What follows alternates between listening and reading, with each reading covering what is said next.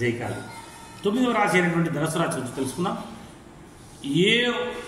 ఏయో బాబీలకు వెళ్ళి 4 అక్షరములు యోయా బాబీ బూదా బాడా బే అనేటువంటి అక్షరాలు ధనుసు రాశివి. ఇవి 11 ఆదాయం 5 ఖర్చు, చాలా బ్రహ్మాండంగా ఉంది. వీరు మంచి ఆకర్షణీయమైన రూపం, ఎక్కువ దైవభక్తి పాపభృతి ఎక్కువగా ఈ విషయంలో వెంటనే గ్రహించి నిర్ణయం తీసుకుంటారు. దైవభక్తి కలిగి సాంప్రదాయాలను పాటిస్తారు. మనసులో ఏది దాచుకోరు, అనుకున్నంత తొందరగా పైకి రాలేరు. పొడవైనటువంటి ముఖము, త్యాగము, ఔదార్యవంతులు, ఉత్సాహము, ఆరోగ్యము, చొరవశక్తి కలిగి ఉంటారు. జీవితాన్ని మామూలుగా సరదాగా తీసుకుంటారు. భోగభాగ్యములు అనుభవించుదురు.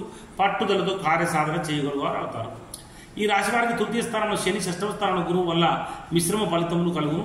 మీ కష్టం ఫలిస్తుంది. మాట నిలబెట్టుకుంటారు. బంధుమిత్రులకు మీపై అభిమానం పెరుగుతుంది. పనులు హడావిడిగా సాగుతాయి. ఎవరికి అతిగా నమ్మవద్దు. ఇంటి అందు వివాహాది శుభకార్యములు చేయుదురు. గృహమందు యజ్ఞయాగాది క్రతువులు చేయుదురు.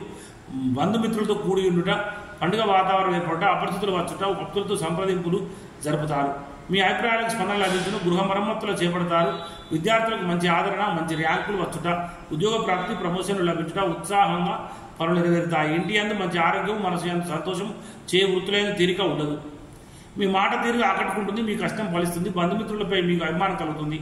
కొన్ని విలువైనటువంటి స్థిరాస్తులు ఏర్పడకుండా భూ సంబంధమైన లాభములు, వ్యవసాయం అందు మంచి ఫలితం ఉండదు. మంచి వారితో స్నేహం చేయడం, అన్ని వ్యాపారాల్లో లాభం, నూతన వ్యాపారం, పనులందు ఆసక్తి, కోర్టులో జయము, ఉపయుక్తమైన ప్రయాణాలు చేయడం, మీరు తలపెట్టినటువంటి పనిలో మీకు మంచి సహకారం లభిస్తుంది.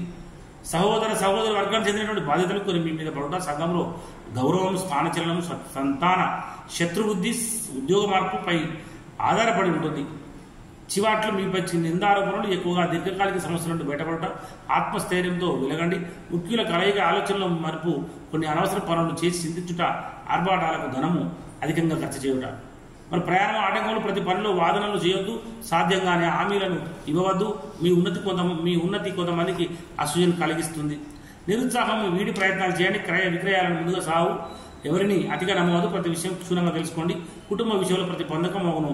ప్రగల్భాలకు లోనే అధిక ఖర్చులు విడుదరు. కుటుంబంలో తీవ్ర తీర్థయాత్ర కూడా చేదురు. జై గురుదత్త, జై కాళీ.